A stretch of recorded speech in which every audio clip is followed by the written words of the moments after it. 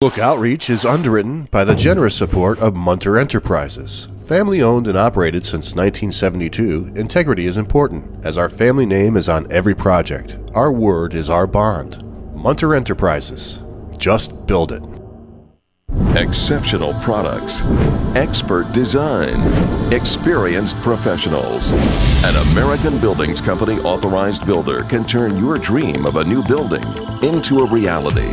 Because ABC Builders are local contractors, they know your market and can handle your project from beginning to end. So if you're ready today, your ABC Builder is building tomorrow.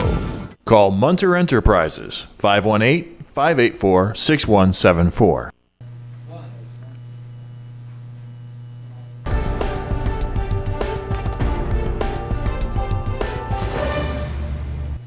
Welcome back, everyone. Well, as you know, the topic of invasive species is a big one up here. If you caught my interview with Congresswoman Elise Stefanik, you know that we spent some time in the interview talking about it.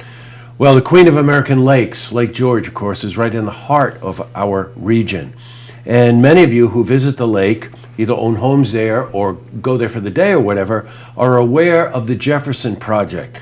Jefferson Project is a really amazing project to monitor the health of Lake George, and that's putting it mildly. And joining me today is someone who's going to help me dig into the facts of this, which is Rick Relyea. And Rick is a professor at RPI, but he's also the director of the Jefferson Project. Well, welcome, Rick. Thank you, Jesse. Nice to have you here. When I asked Rick about his job, I said, do you like your job? And Rick said to me, he said, it's a privilege. And boy, do I ever understand what you mean by that. It is, absolutely. Oh, when it comes to the lake, I don't think we could ever do enough to protect that lake. No, it's certainly a really special place that we need to take care of. It is, all right. So Jefferson Project, if I've got it right, late 2013, 2014. Why did the project start? So it started, we had some 30 years of data on the chemistry of the lake that our researchers have been following, seeing some changes in the lake that were not in good directions, and that motivated RPI and IBM and the Fund for Lake George to come together and think about how can we help the lake and how can we do it in a way that really is really unique in terms of global efforts to understand lakes. Right, I would imagine that the research that you do does have global yes, impact, right? On everything that we do. We're sure. based at Lake George, but everything we do, we're thinking about global problems with lakes, and Lake George is no exception to those. Now, the Jefferson Project, let's dig into it a bit. How are you monitoring the lake? In what areas are you monitoring it? What's the concentration? So we have all the traditional monitoring that we have been doing for decades, tracking the chemistry, et cetera. But what we've added is a lot of really sophisticated electronic sensors on the lake to monitor the weather, to monitor the streams coming into the lake, how the lake is circulating around, and all of the physical and chemical variables that you might care about in the lake. So really advanced sensors found nowhere else in the world. A lot of talk about invasive species. The ones that we most hear about, of course, are milfoil, right? You'll hear about Sure. that in an aquatic one. You had a very interesting point that Rick mentioned to me before we came on air, is that something may not be native to the lake, but it doesn't necessarily mean it's harmful to the lake. Actually, it may be a benefit to it. So how do you first determine what is an invasive species, whether it's an animal or it's a plant, and then whether or not it's contributing to the well-being of the lake? Well, first we have to think about, is it native or not? And that is, has it been there over the last few hundred years or not? So Lake George has about 20 species of non-native plants and animals in it. We've known that a long time. These aren't mostly new. A few of them are new, but most of them are not. Some of them have been here for decades. So about a dozen species of fish were intentionally put into Lake George by people for anglers and fishing, etc. Others have come in more accidentally. So the question is, though, of those that are not native, which ones qualify as being invasive, that is posing some harm? Yes, right. Milfoil is a great example. Poses harm to recreation, poses harm to boaters, etc. That's a clear one. Others, we just don't know enough about what they do to the water quality, what they do to water clarity. Those things have to be investigated, and that's one of the aspects of what we do, is to figure out what are the impacts of them, because that has a really important role in where do you put the conservation effort Do you go after them or not, depending on what their impact is? Now, when it comes to something like the spiny water flea, what's the conclusion about that? So the spiny water flea can eat tiny animals that eat algae. So potentially, if you have too many of them, those tiny animals decrease in number, and the algae goes up and the water turns green. That's what potentially can happen.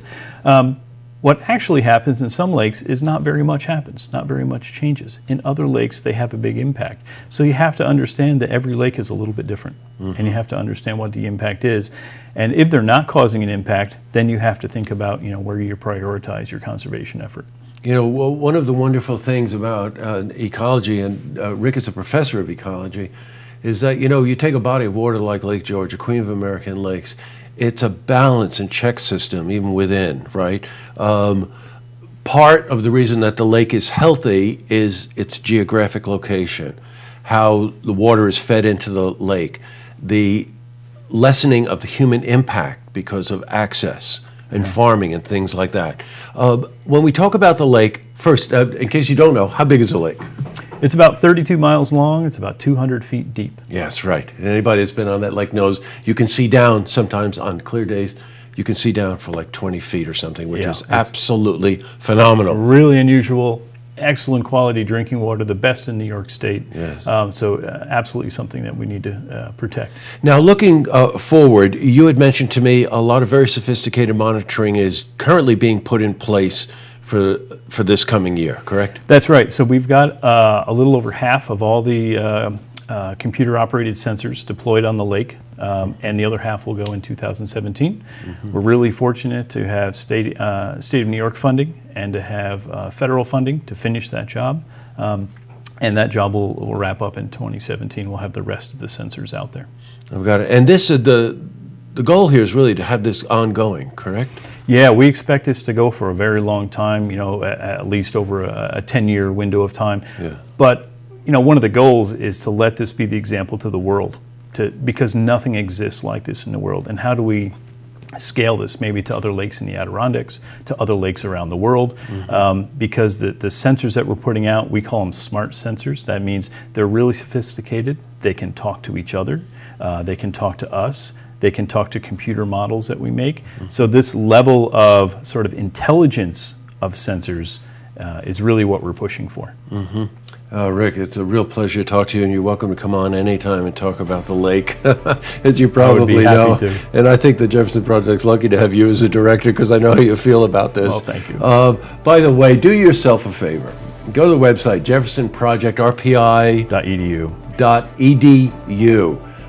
They have something on there that I can't wait to get home and take a look at, which is they've been able to map the bottom of the lake in amazing detail, and you can actually take a little run. Yeah, that's right. A little flyover of the lake. I can't believe it. Well, Rick, thank you very much for coming in and shedding some light on the Jefferson Project. Thank you for having me. You're quite welcome. To see this interview again, you can head to our website, looktvonline.com. Written by the generous support of Munter Enterprises. Family owned and operated since 1972, integrity is important, as our family name is on every project. Our word is our bond. Munter Enterprises. Just build it. Exceptional products, expert design, experienced professionals. An American Buildings Company authorized builder can turn your dream of a new building into a reality. Because ABC Builders are local contractors, they know your market and can handle your project from beginning to end. So if you're ready today, your ABC Builder is building tomorrow. Call Munter Enterprises, 518-584-61